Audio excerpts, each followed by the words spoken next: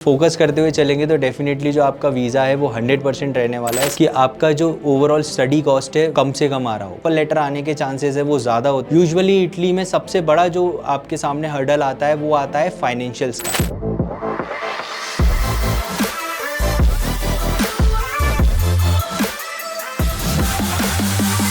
तो आपने अपना जब यूरोप में स्टडी वीज़ा फाइल किया था तो आपने जो मेन इंपॉर्टेंट चीज़ें थी वो क्या क्या कंसिडर्ड की होंगी। तो डेफिनेटली आपने सबसे पहले तो ये सोचा होगा कि आपका जो ओवरऑल स्टडी कॉस्ट है वो आप ऐसी कंट्री चूज़ कर रहे होंगे जहाँ पे वो कम से कम आ रहा होगा। तो आपने यहाँ पे इटली ऑप्ट किया। तो मेरा सबसे पहला क्वेश्चन ये है कि अगर आप इटली के लिए स्टडी वीज़ा के लिए आपने अपना प्लान किया था तो आपने क्या अपने जो एकेडमिक रिक्वायरमेंट्स है उसके ऊपर भी फोकस किया था? आपने क्या ये चेक किया था कि आपका ओवरऑल जो एकेडमिक स्कोर है वो वीज़ा के लिए आपका कितना परफेक्ट स्कोर होना चाहिए, या आपके पास इंग्लिश प्रोफिशिएंसी रिक्वायरमेंट है या नहीं? तो ये सारी चीज़ें जब आप अपनी फाइनेंशियल प्रोफाइल सेट करते हैं तो आपको अपने जो और अदर एस्पेक्ट हैं किसी पर्टिकुलर कंट्री के लिए उसको भी कंसिडर करना है।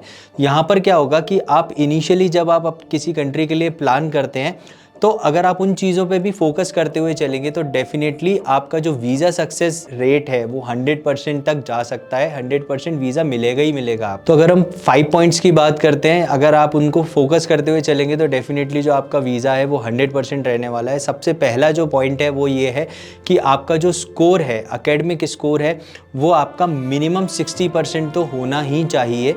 सेकेंडली, अगर इन एनी केस अगर वो 60% नहीं है तो भी आपके पास ऑप्शन क्या रहता है, फिर आपके पास एक अदर वे है जिसको हम बोलते हैं प्रोफाइल बिल्डिंग।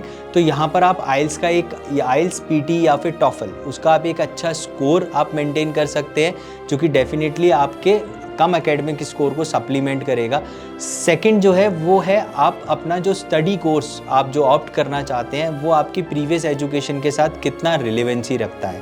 तो अगर आप अपना कोई रिलेवेंट प्रोग्राम चूज़ करेंगे तो डेफिनेटली वो आपके वीज़ा एप्लीकेशन इवैल्यूएशन को पॉजिटिवनेस की तरफ लेके जाएगा। इन एनी केस अगर आप किसी दूसरी स्ट्रीम में अप्लाई करना चाहते हैं तो आपके पास उसकी रिलेवेंसी होना चाहिए जो कि आप एक वर्क एक्सपीरियंस से भी शो कर सकते हैं। थर्ड पॉइंट आता है, वो थर्ड पॉइंट ये आता है कि आप जब भी यूनिवर्सिटीज़ में अप्लाई करते हैं तो आपको उनको प्रॉपर टाइमलाइन को चेक करते रहना है। इटली में ख़ास तौर से जब हम यूरोप में इटली की बात करते हैं तो इटली में अगर आप अर्ली स्टेज में अपना एप्लीकेशन करते हैं सबमिट तो डेफिनेटली आपके जो ऑफ़र लेटर आने के चांसेस है वो ज़्यादा होते हैं, क्योंकि इनिशियल स्टेजेस में बहुत कम कैंडिडेट्स को पता होता है कि यूनिवर्सिटीज़ अभी आपकी ओपन है। क्योंकि जनरली इटली में सितंबर इनटेक है तो मोस्ट ऑफ दी क्राउड जो अपनी प्लानिंग करता है आगे फर्दर स्टडीज़ ऑप्शंस को एक्सप्लोर करने की वो जनवरी ऑनवर्ड्स करता है, और यहाँ जनवरी तक काफ़ी सारी यूनिवर्सिटी के फर्स्ट राउंड ओपन होकर क्लोज भी हो जाते हैं। फोर्थ जो पॉइंट आता है वो आता है आपको फाइनेंशियल रिक्वायरमेंट्स की अब प्लानिंग करनी है। यूजुअली इटली में सबसे बड़ा जो आपके सामने हर्डल आता है वो आता है फाइनेंशियल्स का। यहाँ पर मोस्ट ऑफ दी स्टूडेंट क्या करते हैं, सितंबर इनटेक होता है तो वो फाइनेंशियल्स को लेकर के जो अपना अवेयरनेस दिखाते हैं वो दिखाते हैं मार्च और अप्रैल से। यहाँ पे 6 मंथ का बैंक स्टेटमेंट आपको सबमिट करना होता है जहाँ पर आपका प्रॉपर ट्रांजेक्शन्स हों। तो अगर आप अप्रैल से स्टार्ट करेंगे तो डेफिनेटली सितंबर तक आप उसको मेंटेन नहीं कर पाएंगे। तो अगर आप अपना 100% वीज़ा सक्सेस चाहते हैं तो ये आपको जनवरी से अपने फाइनेंशियल्स पे फोकस करना स्टार्ट करना होगा। जहाँ पर अगर आप बैचलर्स के लिए जा रहे हैं तो आपका 18 लाख का शो मनी, और मास्टर्स के लिए जा रहे हैं तो 14 लाख का शो मनी, प्लस आपके स्पॉन्सर्स का 3 इयर्स का ITR एंड 6 मंथ का बैंक स्टेटमेंट। यहाँ पर मेन फोकस करने वाली बात यह है कि आपका जो पेरेंट्स हैं वही आपको स्पॉन्सर कर सकते हैं।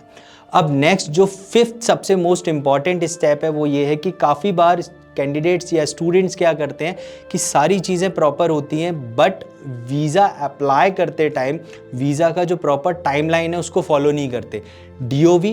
DOV आपका one of the most important document है। यहाँ पर कई बार स्टूडेंट DOV फाइल करने में, अपनी यूनिवर्सिटी डिसाइड करने में बहुत ज़्यादा टाइम लगा देते हैं, जिसकी वजह से सारी चीज़ें ऑन टाइम होते हुए भी आप फाइनल वीज़ा के लिए लेट हो जाते हैं।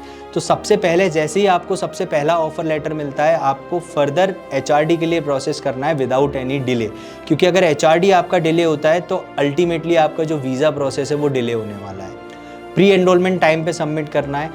तो अगर आप प्रॉपर टाइमलाइन फॉलो करेंगे तो डेफिनेटली आप अपना जो वीज़ा है वो आप मई और जून तक सबमिट कर सकते हैं, जहाँ पे सितंबर तक आपको इवैल्यूएशन मिल जाएगा। और सक्सेसफुली आपका जो वीज़ा है वो आप अचीव कर लेंगे। तो फ्रेंड्स, अगर आप इन 5 पॉइंट्स का ध्यान रखते हैं और आप प्रॉपर अपना एप्लीकेशन इसके अकॉर्डिंगली प्रोसेस करते हैं टाइमलाइन के थ्रू, तो डेफिनेटली आप जो वीज़ा है वो 100% सिक्योर कर सकते हैं। तो फ्रेंड्स, अगर आप भी अपना प्रोफाइल इवैल्यूएशन कराना चाहते हैं या आप देखना चाहते हैं कौन सा यूनिवर्सिटी आपके लिए बेस्ट है, कौन सा कोर्स आपके लिए बेस्ट रहने वाला है as per your previous academics and your work experience, तो डेफिनेटली आप मेरिडियन यूनिवर्सिटी से कनेक्ट कर सकते हैं। हमारी ब्रांचेस विजिट कर सकते हैं। हमारे एक्सपर्ट काउंसलर आपको A to Z प्रोसेस में हेल्प करने वाले हैं। यहाँ पर स्कॉलरशिप से लेकर के enrolment, pre enrolment and visa assistance तक आपको प्रोवाइड कराई जाती है।